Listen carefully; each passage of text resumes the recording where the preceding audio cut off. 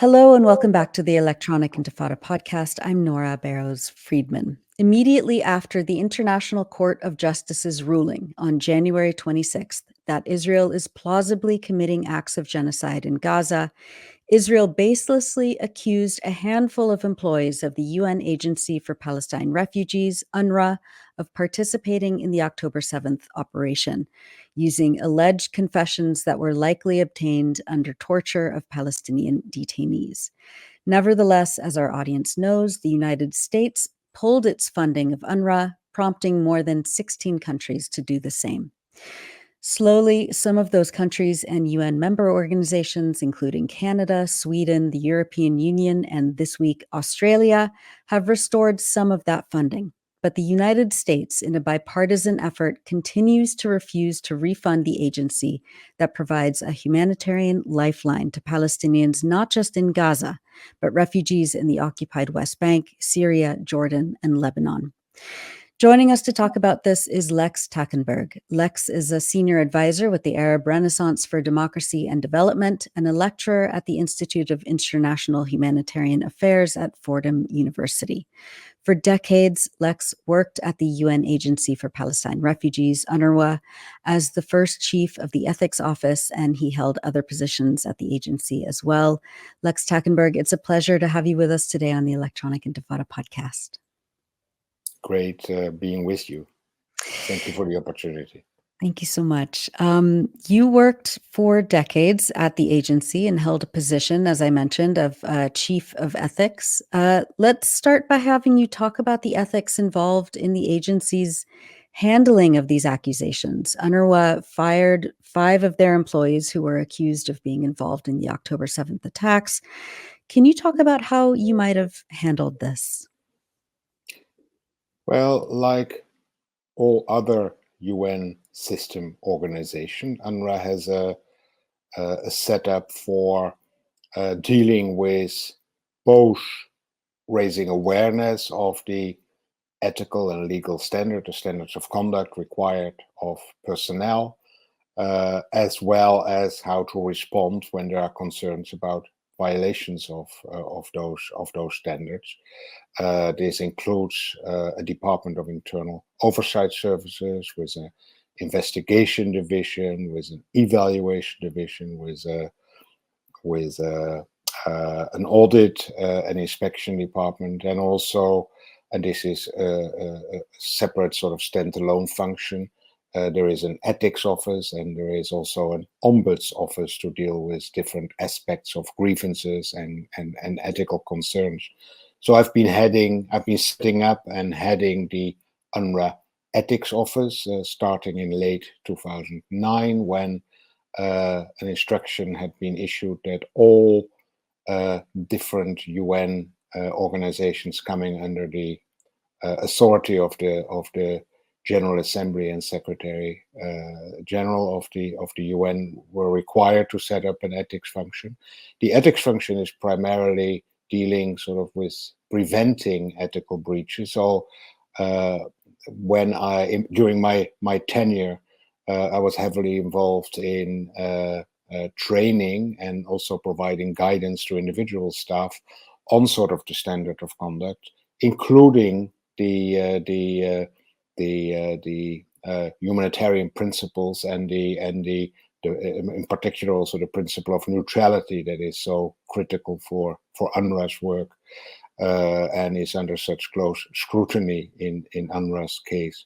So one example, for example, was the development of a very comprehensive ethics online course on social media and neutrality to train all UNRWA personnel, from the Commissioner General to even junior staff, in both international staff and Palestinian staff, in English and Arabic, about sort of the requirements that neutrality, the principle of neutrality implied, and also how to apply it in a social media context, what it entails for social media, what it entails for management of agencies installation, what it entailed for employees sort of political engagement or non-engagement, and for the neutrality of sort of the operations, neutrality of vehicles and warehousing and so forth. So that was more the role of the ethics office. In terms, the allegations of breaches of the standards of conduct, whether it relates to corruption, whether it relates to personal misconduct, sexual abuse, or whether it relates to neutrality breaches, and such as the one that were alleged by Israel following the ICJ ruling. They would normally go to the Department of Internal Oversight Services, and in particular to its investigation division. Now, in the case of these most recent allegations, because of the gravity of the matter, because of the the fact that it immediately triggered a significant number of donors to suspend funding, UNRWA requested the Secretariat, and in particular the Office of Internal Oversight Services, to take over that investigation, to have sort of further arm's length between the agency and the investigation and these serious allegations. And so that is what happened. As we know, OIOS did open an investigation. It sent its investigators down to Amman to sort of look at the allegations as they had been shared with UNRWA's Commissioner General. And then OIOS invited Israel to share further evidence, because Israel had shared the allegations, but not the evidence on which the allegations were based. And my understanding is that until this moment, and in spite of repeated reminders, Israel has not been forthcoming in sharing that information, and that was one of the triggers that has also prompted a number of donor countries to realize that their suspension had been premature, and have prompted them to resume funding. In addition to the ones you mentioned, I just got word that also Iceland has today resumed its funding. Thanks for that. And I mean, these countries, Sweden, Iceland, now Australia, Canada, they've kind of slowly started this refunding, but the US's decision to defund UNRWA, which was, the first domino of that domino effect, had the Democrats and Republicans have been working hand in hand together to keep starving Palestinians in Gaza by not just defunding UNRWA, but providing cover for Israel's ongoing blockade. They're not allowing, they're not demanding that Israel open the crossings to let these thousands of aid trucks in. What do you make of the US's role in all of this as it pertains to UNRWA? Well, it is in a number of ways sort of surprising and quite shocking, but there has been a history of extreme scrutiny by the U.S. Congress of the State Department's support to UNRWA. So in that sense, it is not so surprising. There have been a number of reviews by the Government Accountability Office, the Congress's independent oversight body, into use of American funding by UNRWA, and that has time and again resulted in glowing evaluations that UNRWA is doing everything in its power to make sure that funding is appropriately used, and no American contributions or other donor contributions, for that matter, are inappropriately directed to potentially to terrorist or terrorist activity. So it's in that sense, yeah, it is quite shocking. Today, Haaretz contained quite a prominent report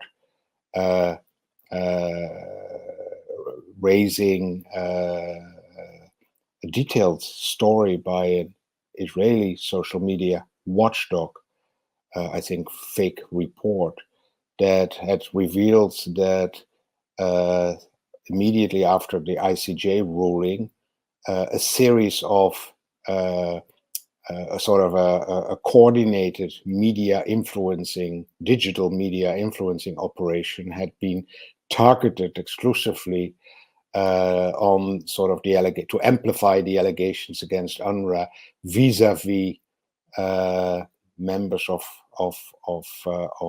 Congress and the Senate, and especially younger members of Congress. And this entailed hundreds and hundreds of fake accounts and bots and other sort of fake personas that were automatically responding and reacting with tweets by a large number of younger members of Congress, especially from the Democratic Party. So there has been a sustained attempt at sort of sowing mayhem amongst key influencers in the Congress to sort of sustain this defunding, and the scope of it was quite dramatically exposed by Haaretz today. What we see, I mean, I left UNRWA 4 years ago after having been 3 decades with the organization in a wide range of positions. So I've seen many sort of Israeli-led attacks on the agency, and I also want to recall that it was Israel itself immediately, even during the 6-day war, that requested UNRWA to continue its operations. I mean, Israel realized that if it would not ask UNRWA to do so, then it would have to, as an occupying power, take responsibility for those services, for those basic services itself. So it was Israel that asked UNRWA to continue. There have been, nevertheless, since already the late 1960s and early 1970s, frequent attacks on the agency. But never at such an existential level. One of the problems that we have, that I have experienced, and many UNRWA colleagues have experienced, that these allegations initially sort of sound very serious if you don't know the background and the context and the pattern of which they have been sort of the influencing, the media influencing campaign of which they are part. And so there is a constant turnover in members of parliaments of donor countries, and constantly there is a need to re-educate new members of Congress, new parliamentarians in different countries who sort of jump on some of those issues, especially those from more sort of right-wing, from a more right-wing signature. And I think that's part of it, of what is at play at the moment in the US context as well. So it's very saddening. I understand this week or the coming week will be the expropriation bill, and one of the biggest concerns is language that would sort of permanently prevent UNRWA from receiving US funding. I mean, I hope, really sincerely hope that this can be prevented. I mean, as I mentioned, UNRWA is an instrument that Israel itself welcomed and in many ways continue to welcome, although what has characterized, I mean, earlier attacks on UNRWA were clearly targeted towards diverting attention away from certain unfavorable publicity that UNRWA was sort of expecting. And that was clearly, I think, also the intention with respect to the sort of the bombshell on the 26th of January, coinciding with the ICJ ruling. But what we now see is the effect of the extreme right-wing coalition that thinks, well, UNRWA is a manifestation of the international community's permanent responsibility for the unresolved question of Palestine, including the refugee issue. And if we do away with UNRWA, you know, that suits our Zionist agenda. So Right. I think it has sort of got overboard, and I even believe that Netanyahu is, who normally would sort of, if things were going too far vis-a-vis UNRWA, would sort of, you know, say, okay, now it's enough, and we need UNRWA, otherwise we have to take over this responsibility ourselves. And at the moment, it's sort of spinning out of control, and the same seems to happen in the United States. Yeah. Let's talk a little bit more about that.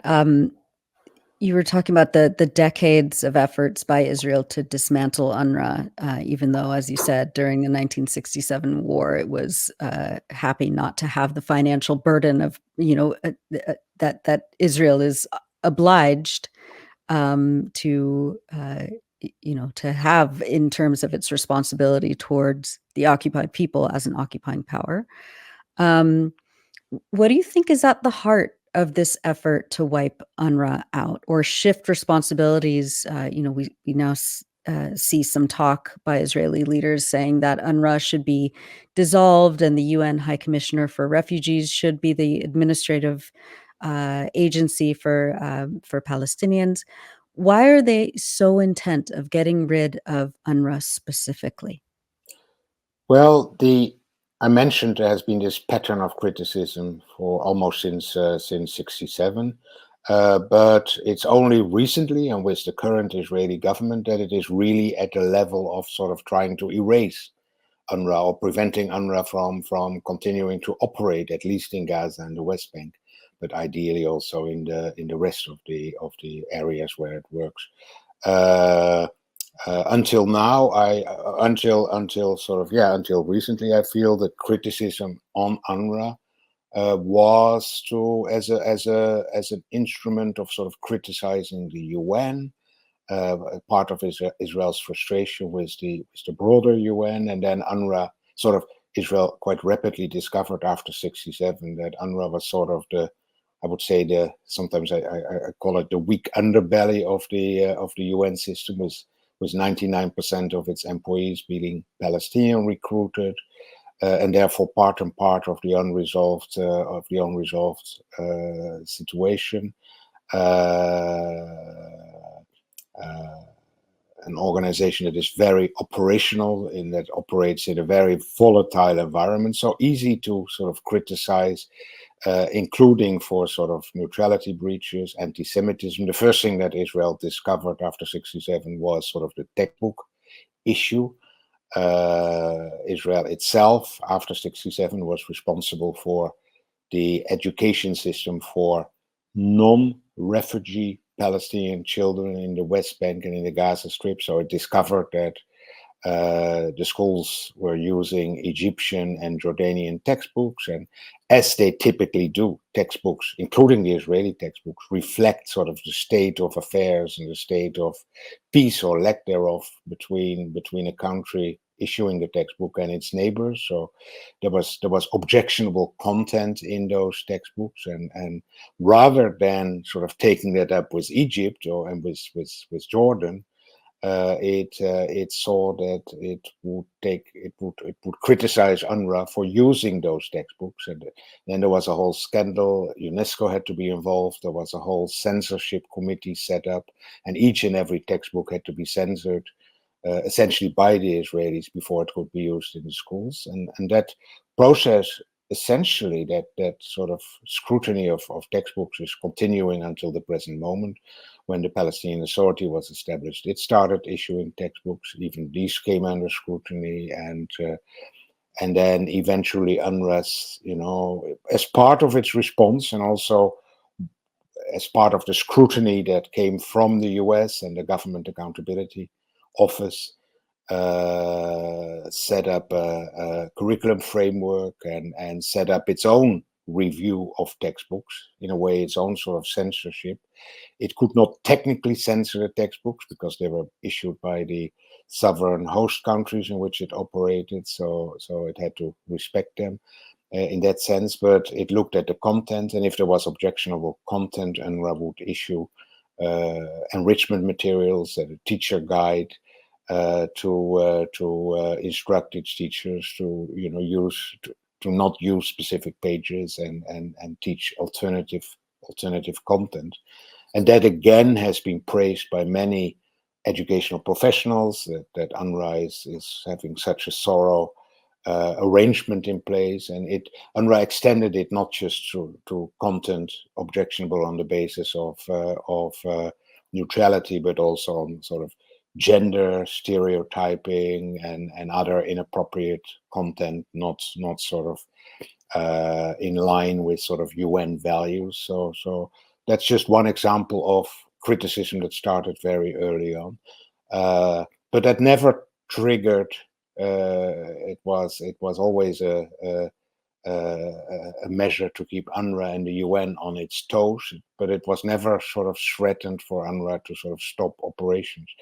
I mentioned social media. After the 2014 war was the first war that really played out on social media, and at that time a number of pro-Israeli monitoring groups sort of scrutinized the use by UNRWA's local personnel of social media account, in particular Facebook. And then there were those staff that had very low privacy settings, and they were occasionally caught by posting content that was sort of seen as glorifying armed resistance or could be interpreted as being anti-Semitic. So that again put UNRWA in a corner and set up this effort that I mentioned earlier to develop very rigid, very solid social media training, both online and in person.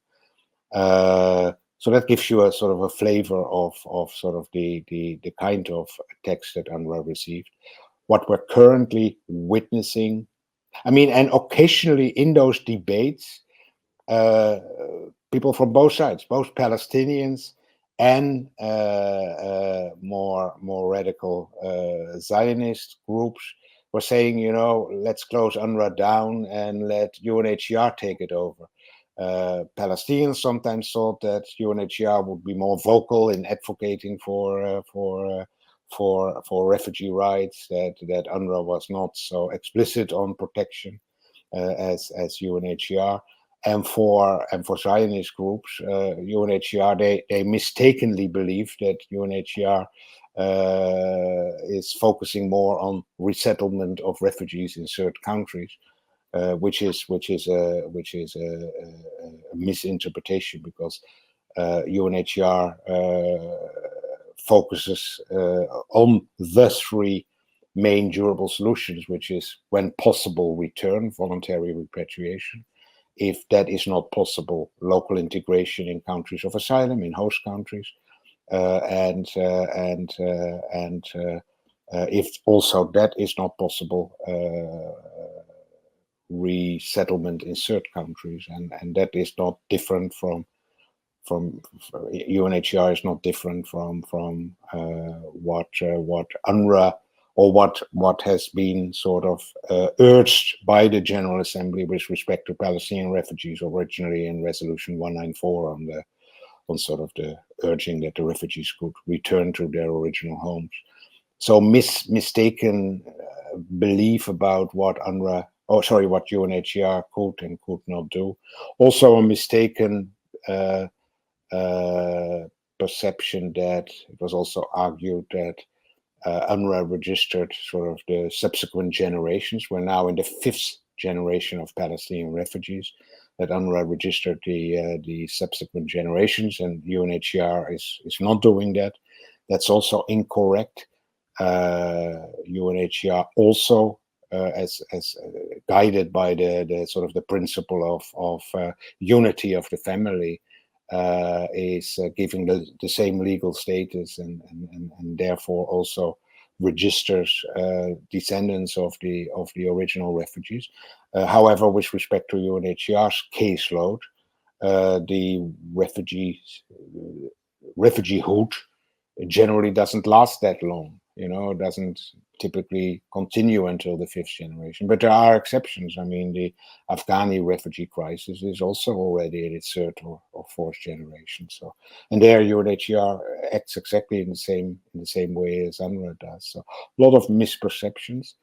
Now, after 7 October, when really the mainstream, when the extremist Zionist agenda that until 15 months ago, with the onset of the current Israeli government, was sort of on the fringes, when that had rapidly become mainstream, and in particular after 7 October, if there were still reservations about Smotrich and Ben-Gvir and so forth, their thinking became mainstream after 7 October.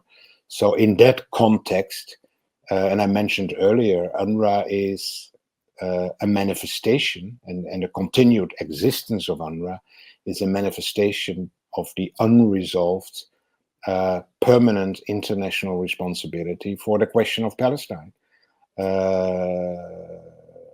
When the UN started engaging on the Palestinian question, recommended the partition of Palestine of historic Palestine in 2 states,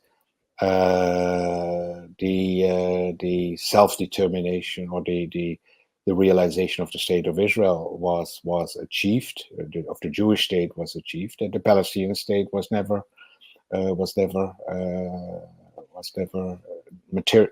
materialized, and that has resulted in a permanent responsibility by the international community towards the Palestinian people of doing so, and UNRWA is the most tangible manifestation of that obligation. So, rather than dealing with the underlying problem or the underlying situation, sort of focusing on the symbols of that responsibility, of that unresolved refugeehood, seems to be a strategy that the Israeli mainstream has now embraced, and that's why the recent attacks on UNRWA have gone much further than the previous one during the previous decades that I mentioned.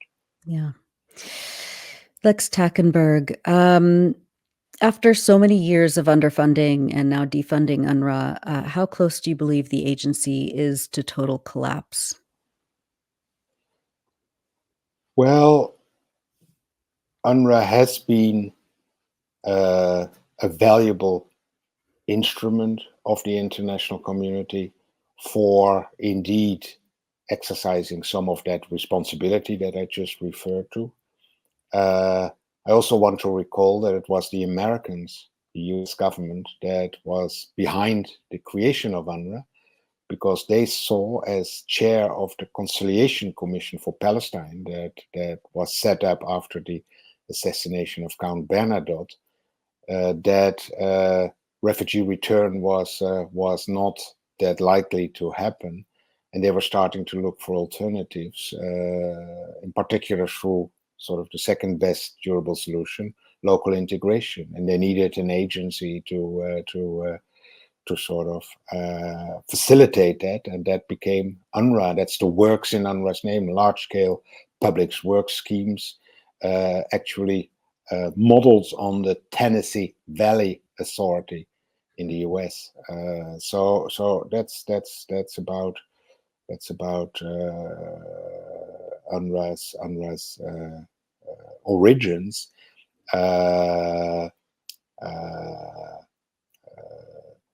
As for whether UNRWA is close to collapse, it's very clear that Israel is making things very, very difficult. I was earlier today in a media interview commenting that I believe the attacks on UNRWA, especially in Gaza, but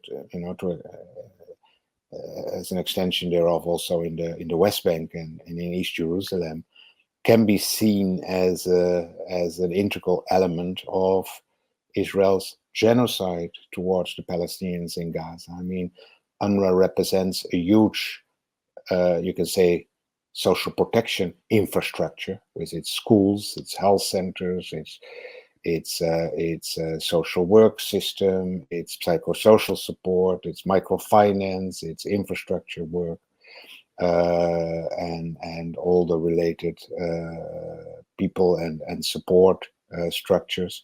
So it's one element of making the continued survival of Palestinians in the Gaza Strip impossible. So I think that is, and indeed, it is very much to be seen. I don't think that UNRWA in Gaza will be back to business as usual once there is a permanent ceasefire. I think too much has been destroyed. Too many other actors have also entered the scene, which I think is important. So I believe the UNRWA operation in Gaza needs to be redesigned in light of the realities and the context in which reconstruction is going to happen. Is it going to happen, in all of the Gaza Strip? Is it what are we going to witness? So it's too early. In terms of UNRWA as an organization, first, it is the General Assembly that created UNRWA in a majority resolution of the General Assembly. And it's also the General Assembly that is the only body that can formally and legally dismantle the agency. And I don't think there is any chance of that happening. UNRWA remains too important also in the other 4 areas where it operates. I think, it's very critical to see what will happen in the US, and I'm very worried about that. But I hope also the US will realize, what an important instrument UNRWA remains at the disposal of the international community. I mean, it's not an organization that came falling out of the air. It was a program created by the General Assembly, by the international community to exercise some of its responsibilities. So I hope sort of also their reason will prevail. We have seen after the Trump attack on UNRWA in early 2018 that other donors stepped up the plate. Gulf countries, Germany dramatically increased its contribution. So I believe that somehow UNRWA is too important to let go down.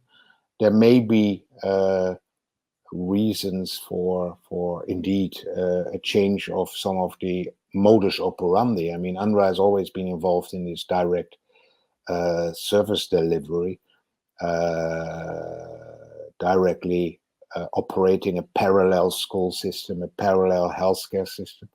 If Gaza needs to be rebuilt as a society, it could well be that, there is one Palestinian education system and health system in the Gaza Strip that where UNRWA's expertise and manpower is integrated, but which does not necessarily need to be operated by UNRWA.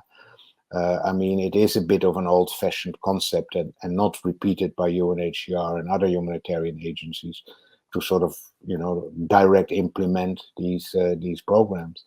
What I would like to see is that UNRWA is addressing the protection vacuum, and in particular the durable solutions vacuum that was left by the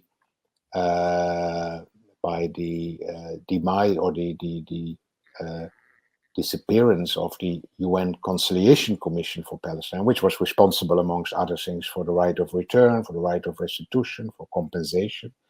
I have been advocating for UNRWA to reinterpret its mandate to include the pursuit of durable solutions, not just return and restitution and compensation, but also more forcefully local integration for those refugees where that is an option. I mean, in Lebanon, the state, the legal status and the factual conditions of Palestinians are horrific, and there is much advocacy needed to improve that.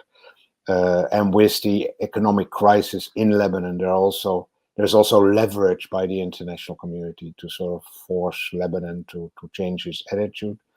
There are also Palestinians who do seek resettlement in third countries. There were Palestinian refugees from Syria fleeing to Lebanon who saw that UNHCR, was taking vulnerable refugees from Syria, people with disabilities, with chronic diseases, would qualify for resettlement in third countries with UNHCR's help.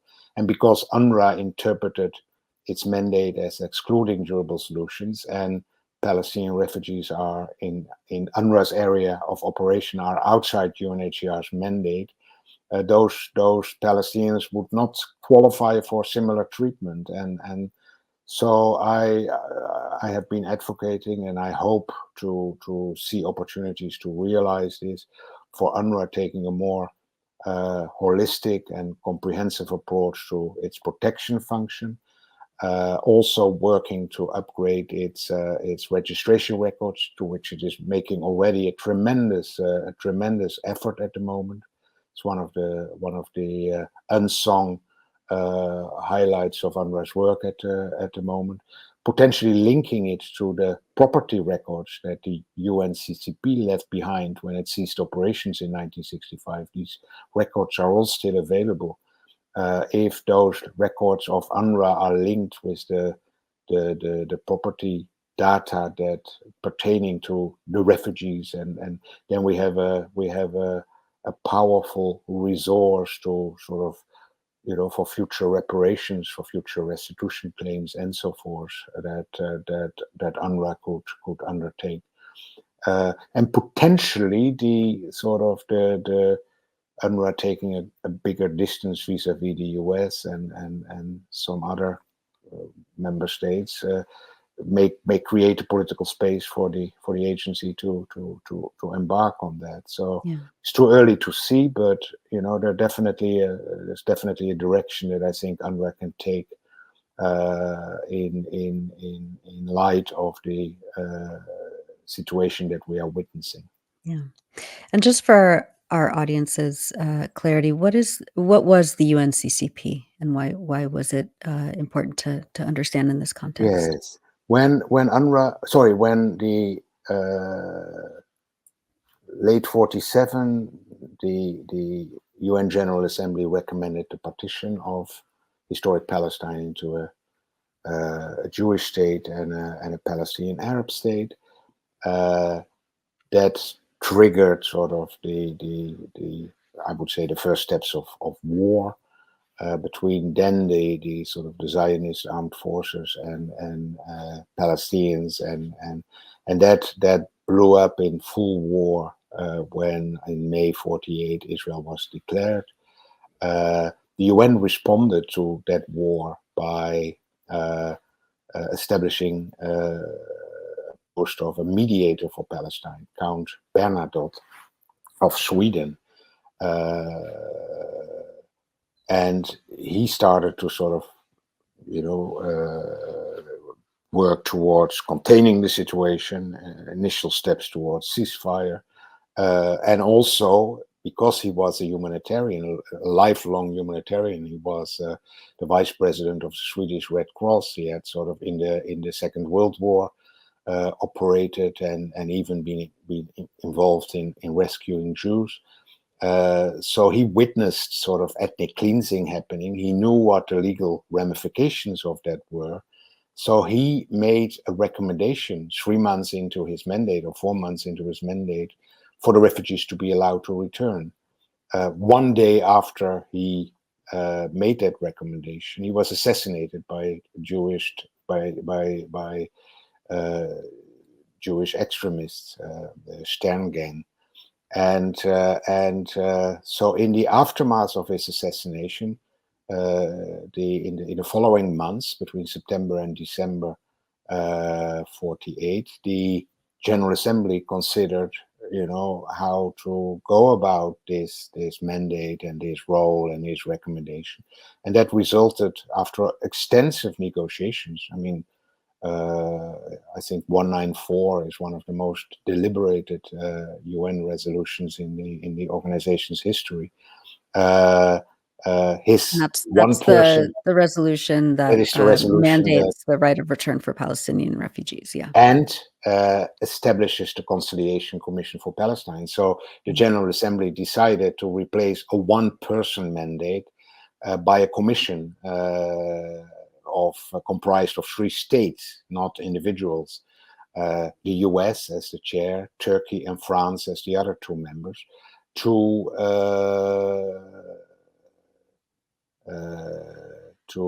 essentially pursue the mandate of the mediator. There was an interim mediator after Ben Al's death, Ralph Bunche, who negotiated the ceasefires, but the Conciliation Commission started to look for a more longer-term solution, and that included return of the refugees, as well as other aspects recommended by the General Assembly in the resolution creating the UNCCP. And so it was the Americans who, in the first half of 2019, took the lead in trying to convince Ben-Gurion to take refugees back. And Ben-Gurion, the first president of Israel, essentially said, this is not going to happen. We're still in the process of consolidating our new state, and return is not in order. So then the Americans in the summer of 49 started looking for alternatives. If return is not going to happen, what do we do? And then it was actually the American ambassador in Cairo who thought it would be a good idea to bring Gordon Clapp, the president of the Tennessee Valley Authority, on a feasibility study to see whether the TVA miracle could be replicated in the Near East, and that happened in September, October 49, and then that resulted then in a recommendation to create an agency to sort of take on that role. At the same time, the humanitarian agencies that had provided initial relief to the refugees, the ICRC, the League of Red Cross and Red Crescent Societies, and the Quakers, the American Friends Service Committee in Gaza, they announced in the autumn of 49 that they were not able to continue their relief operation beyond the spring of 1950. And so the UNCCP also had to provide for an alternative relief mechanism. And that is how UNRWA was then sort of shaped. The United Nations Relief and Works Agency, Works, the large-scale public works agency for Palestinian refugees in the Near East, or for Palestine refugees in the Near East. And initially, I mean, there was quite a bit of cynicism amongst host countries and also refugee representatives about this mandate of UNRWA. They had met with Gordon Clapp and politely offered him tea and listened to him, and he had interpreted that as a sort of that his overtures were welcome, but in reality they were much more cynical.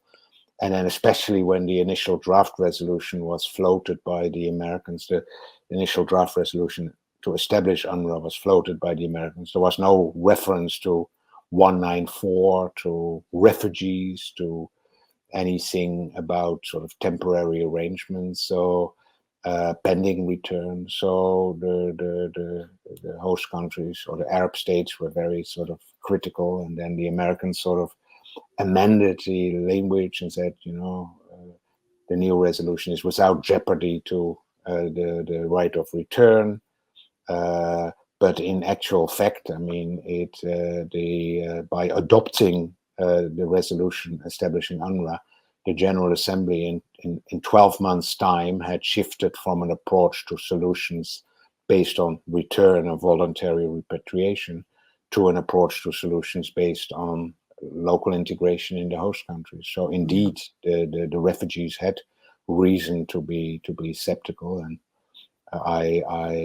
when I teach UNRWA, I sometimes talk about UNRWA is born in original sin, as a undermining the right of return, which remains a legal imperative contrary to local integration and third country resettlement, which is subject to sovereign decisions of third states, return is a requirement under international law in view of the illegality of the ethnic cleansing of Palestine. That and again, this is what Count Bernadotte knew, and this is why he said refugees should be allowed to return, because he had seen in the Second World War, and there had just been the Nuremberg trials that forced displacement and forced transfer in wartime was a war crime, and therefore triggering both individual criminal responsibility and state responsibility, and by means of reparations. And reparations for situations of forced displacement is sort of return, restitution, compensation where the properties were damaged, and so forth. Yeah. Finally, Lex Takkenberg, as someone who worked in UNRWA, the UN Agency for Palestine Refugees, for decades, and now seeing what your colleagues who are still at the agency are dealing with, what are you most concerned about right now when we look at the situation on the ground in Gaza through this just horrific genocide, while the US and other Western countries supported by Jordan are doing these very theatrical aid drops that are not addressing the needs of the 2.3 million people in Gaza who are facing catastrophic starvation, which is a policy that Israel has engineered. What are you most concerned about right now as you watch all of this happen? Well, I'm obviously very concerned for the safety and security and well-being of both my former colleagues in Gaza, many of whom I known for having worked there, for having worked with the agency for decades, including a decade in Gaza. So I'm very, very concerned and heartbroken for the 160 or so UNRWA colleagues who were killed since the 7th of October. So I'm really, really worried about their well-being, their safety, their ability to also, about 2,000 or 3,000 of them have on a daily basis continue to sort of provide emergency relief to the entire Gaza population, in those in shelters, those seeking medical care, and many have been involved in the emergency relief and food aid operations. So I'm very concerned, and by extension, of course, to the Palestinian refugees, and I mean it's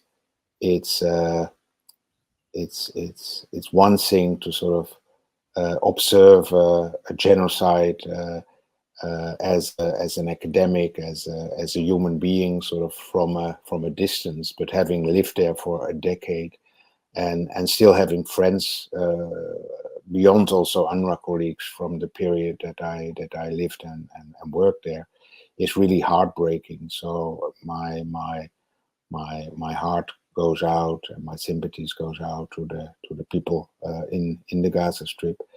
And then I'm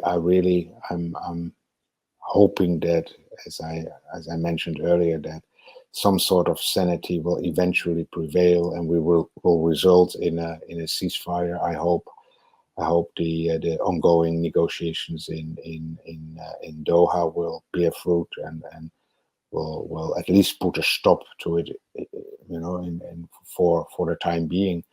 And then, of course, I think we will face an even more massive shock once Western and other journalists are more freely able to access all corners of the Gaza Strip and see the scope of the destruction. And I've also been thinking a lot as an academic, in my role as senior advisor for ARDD, on the longer term implications of 7 October. And this is daunting. I mean, this is the biggest sort of shake-up with respect to the question of Palestine, but I would say even to the entire Middle East since 1948, and a lot of ideas and thoughts that are sort of milling through my mind, and I'm trying to find time to put some of them on paper, and so yeah, I'm very concerned about the longer term implications. I also see tremendous opportunities there. I mean, the biggest takeaway from 7 October is that the status quo is not sustainable, and we need to. I spoke about designing a new future for Gaza. I mean, we need to design a whole new way forward for Israel, for Palestine, for the broader Middle East, and I would say the genocide in Gaza and the international community's reaction to thereto. I mean, and sort of the fact that we see sort of the West against the rest, or rather the Western elite against the rest of the world, is something that will also have, enormous repercussions in the years and I would say decades to come. So we're in a profound period, and I'm acutely aware of that, and trying to sort of in a modest way contribute to that process of reflections. Mm. Well, I appreciate that so much, and I know our audience will as well. Lex Takkenberg, you're a senior advisor with the Arab Renaissance for Democracy and Development. You held various positions at UNRWA, the UN Agency for Palestine Refugees, for decades. Thank you so much for spending time with us today on the Electronic Intifada podcast. We'd love to have you back on sometime soon. It was a pleasure. Thanks for watching this video. Please subscribe to our YouTube channel, hit like, leave a comment. These engagements help us with the YouTube algorithm, and it helps us to get around Silicon Valley censorship as much as possible. It does make a difference. You can also support our journalism by going to electronicintifada.net and clicking on donate now. Thank you.